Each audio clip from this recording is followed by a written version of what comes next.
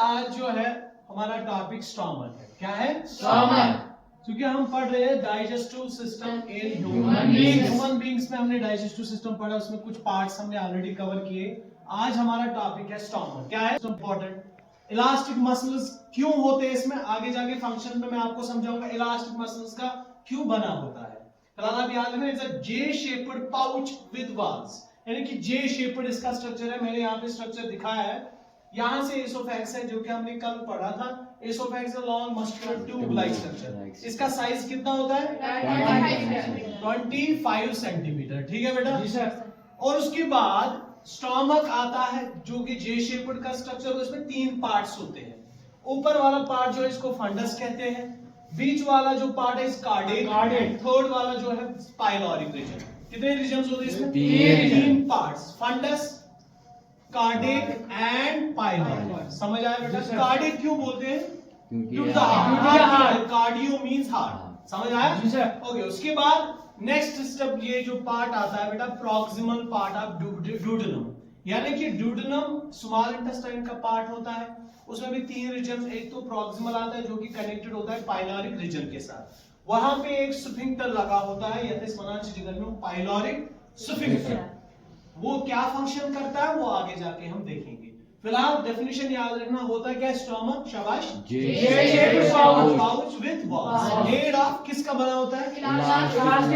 Elastic muscles. किस में help करते हैं? शाबाश, स्टोरेज ऑफ फूड करता है, दूसरा डाइजेशन ऑफ फूड। हर किसी न्यूट्रिएंट की डाइजेशन यहाँ पे नहीं होती है, खाली यहाँ पे प्रोटीन्स की डाइजेशन होती है। किस चीज की? प्रोटीन्स की डाइजेशन।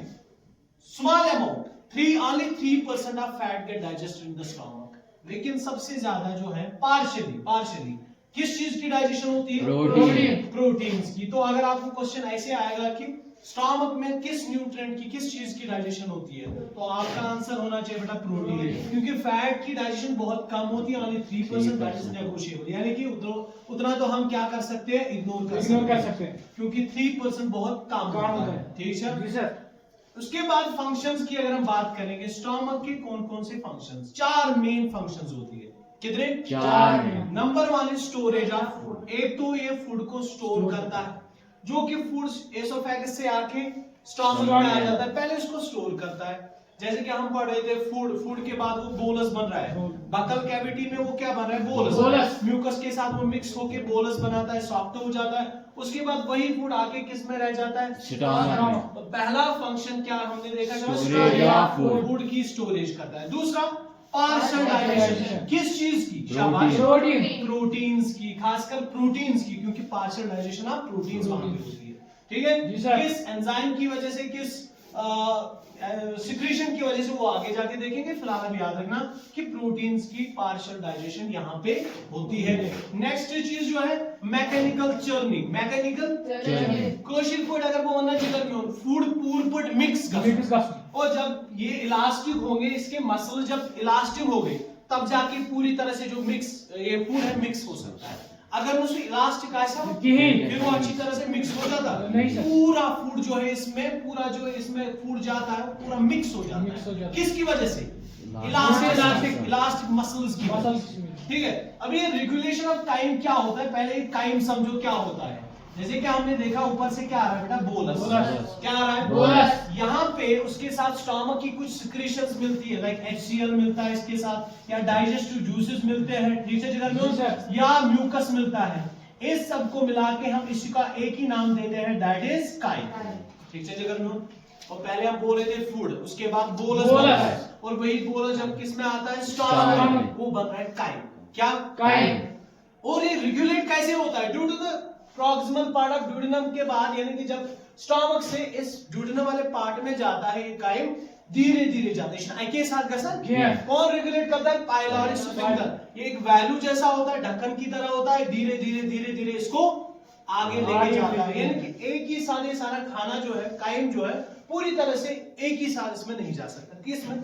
स्मॉल ये आहिस्ता आहिस्ता थोड़ा थोड़ा करके आगे जाता है। Due to this reason, due to this sphincter valve होता है, जिसको हम कहते हैं पाइलोरी, इसी को हम बेटा कहते हैं रेगुलेशन ऑफ काइम। काइम समझ आया क्या होता है? जी सर। काइम एक्चुअली बोलस जिसके साथ डाइजेस्टिव जूसेस, इसके स्टोमक के डाइजेस्टिव जूसेस मिक्स होते हैं, तो सिंपली उसका नाम हम सीधे क्या देते हैं बेटा? काइम। काइम। ठीक है, तो ये चार main function, number 1 storage of food, number 2 partial digestion, किस चीज की? प्रोटीन्स की, और तीसरी मैकेनिकल चेंजिंग, पूरी तरह से फूड जो है मिक्स हो रहा है। तो समझ जी सर। योड इवन लाइन इलास्टिसिटी, जो मसल्स इसके बने होते हैं, इलास्टिक मसल्स जो होते हैं, उसी की वजह से पूरा जो मिक्स फूड है पूरा मिक्स हो जाता है। और number next is regulation of chyme. Chyme जो होता है उसकी रेगुलेशन करता है, किसकी वजह से? Pylori sphincter. यह स्फिंक्टर शायद वार-वार को निवन गसना क्योंकि कभी-कभार फूड जो है टू एसिडिक हो सकता है, एसिडिक ज्यादा होगा, तो समझ वो आगे स्मॉल इंटेस्टाइन को कोई डैमेज ना कर सके, या हैवी लार्ज क्वांटिटी में होगा, इशू ना ब्रोंकुन दिवन ज्यादा गसना। समझ आया? उसके बाद अगर हम देखेंगे कि अगर हम न्यूट्रिएंट्स की बात करेंगे, कार्बोहाइड्रेट होता है बेटा, शाबाश, दूसरा होता है प्रोटीन या फैट्स की बात करेंगे। तीन मेन न्यूट्रिएंट जो हमारे खाने में प्रेजेंट होते हैं। अब कौन सा, अगर सुबह आप ब्रेकफास्ट लेते हो, ब्रेकफास्ट में अगर आप बेटा कार्बोहाइड्रेट लोगे, आपका खाना जो होगा उसमें क्या प्रेजेंट होगा? कार्बोहाइड्रेट। आपको कार्बोहाइड्रेट लेने के बाद कम से कम 1 से 2 घंटे तक भूख नहीं लगेगी, क्योंकि दैट मींस आपके स्टोमक के ऊपर कितने टाइम तक स्टोर रह सकता है? 1 to 2 आवर्स। ठीक है बेटा? जी सर। 1 से 2 घंटे तक कार्बोहाइड्रेट खा के आपको भूख नहीं लगेगी। और इसी तरह अगर हम देखेंगे प्रोटीन्स, तो वो कितने टाइम तक स्टोर रहते हैं हमारे स्टोमक में? 4 से 5 घंटे। बेटा आपको समझ आ रहा है? जी सर। ओ, अब सबसे ज्यादा अगर हम फैट्स की बात करेंगे 6 से 8 घंटे। कितने? 6 से 8 घंटे। तो अगर आप सुबह सवेरे स्कूल निकलते हो, ब्रेकफास्ट में क्या लेने चाहिए सबसे ज्यादा? क्यों?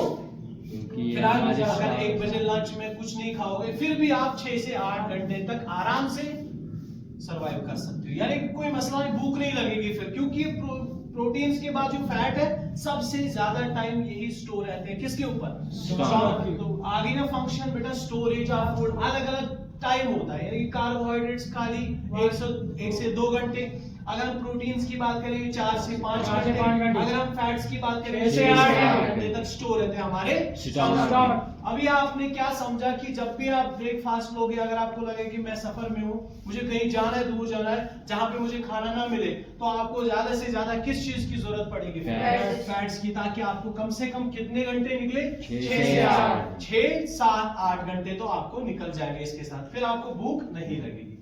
अब सबसे इंपॉर्टेंट चीज की ओर हम जाएंगे, स्टोमक में बेटा digestive juices, as you know कि इसमें क्या निकलते हैं? Digestive juices. डाइजेस्टिव जूसेस में कुछ चीजें होती है, क्या क्या होता है? Number 1 HCl, hydrochloric acid, highly concentrated, बहुत खतरनाक एसिड होता है, जैसे कि आपको पता है। दूसरा म्यूकस, ठीक है। और तीसरा चीज जो है इसमें डाइजेस्टिव एंजाइम्स। अगर हम HCl की बात करेंगे, इसका काम क्या है? अगर हमारे खाने के साथ माइक्रो ऑर्गेनिज्म जाएंगे, बैक्टीरिया जाएगा, फंगाई जाएगा, जो भी माइक्रो ऑर्गेनिज्म होता है, पैथोजेंस होते हैं। पैथोजेंस आपको पता ही है, व्हाट आर पैथोजेंस बेटा, जरा बताइए। डिजीज कॉजिंग माइक्रो ऑर्गेनिज्म, यानी कि कुछ बैक्टीरिया इसमें आ सकते हैं, माइक्रो ऑर्गेनिज्म आ सकते हैं, उनको HCl क्या करेगा? किल। जब वो माइक्रो ऑर्गेनिज्म को किल करेगा, तभी जाके जो पेप्सिन है किस पे एक्ट करेगा? प्रोटीन। बेटा इतना समझ आ रहा है? तो पेप्सिन तभी अपनी फंक्शन करेगा, पेप्सिन एक एंजाइम है, तभी प्रोटीन्स की ब्रेक डाउन करेगा जब ये किन को किल करेगा? इसकी फंक्शन समझ आ गई? म्यूकस की फंक्शन ये है, ल्यूब्रिकेट्स फूड, आपको पता है एसोफेगस से आए, हम सुनते आ रहे हैं, ये म्यूकस जो है किसको सॉफ्ट कर रहा है बेटा? फूड को ल्यूब्रिकेट कर रहा है, समझ आ रहा है? सॉफ्ट कर रहा है उसको, और साथ साथ में जो HCl रिलीज हो रहा है वो तो हमारे स्टोमक को डैमेज करेगा। आपका क्वेश्चन ये आना चाहिए बेटा, अगर HCl निकल रहा है तो वो हमारे हाईली कंसंट्रेटेड, अगर ये ज्यादा कंसंट्रेटेड है फिर ये हमारे स्टोमक को डैमेज कॉज कर सकता है, एक ना नुकसान। तो उसके लिए क्या निकलता है साथ में? म्यूकस, जो एक मेम्ब्रेन लेयर बनाती है अराउंड द स्टोमक, तो समझ, जो कि इस HCl से इसको प्रिवेंट कर रहा है। ठीक है, तो हो गए 2। उसके बाद डाइजेस्टिव एंजाइम्स जो है 3 टाइप्स के होते हैं। Number 1 is pepsin, number 2 is rennin, and number 3 is lipase. पेप्सिन जो है ऑलरेडी मैंने बताया कि जब माइक्रो ऑर्गेनिज्म किल होते हैं ड्यू टू द HCl, उसके बाद पेप्सिन जो है प्रोटीन्स गेट डाइजेस्टेड या ब्रेक डाउन इनटू पेप्टाइड्स, यानी कि पार्शियल डाइजेशन, कंप्लीट डाइजेशन नहीं, पार्शियल डाइजेशन। जिस तरह हमने स्टार्च देखा माल्टोस में कन्वर्ट हो रहे हैं, उसके बाद maltose will get convert into glucose, last stage वो पार्शियल डाइजेशन। इसी तरह यहाँ पे भी पार्शियल डाइजेशन किस चीज की हो रही है? प्रोटीन्स की, with the help of pepsin. उसके बाद रेनिन जो होता है खाली बच्चों में होता है, क्योंकि ज्यादा दूध पीते हैं, वो भी प्रोटीन्स, जिसमें प्रोटीन्स होते हैं, उस प्रोटीन की डाइजेशन करते हैं खाली किन में? खाली कमन में, ताकि वहां पे किसको डाइजेस्ट कर सके? प्रोटीन। तो मतलब सेम दोनों की फंक्शन यही है, pepsin and rennin digestive protein, but pepsin adult में होता है और रेनिन किस में होता है? Very good. उसके बाद लाइपेज जो है, लाइपेज किस चीज की डाइजेशन करता है? मैंने बोला ना फैट्स की डाइजेशन होती है खाली कितने परसेंट? 3%। तो उन्हीं 3% की डाइजेशन जो होती है फैट्स की, वो किसकी वजह से होती है? बस आज के लिए इतना ही, थैंक यू।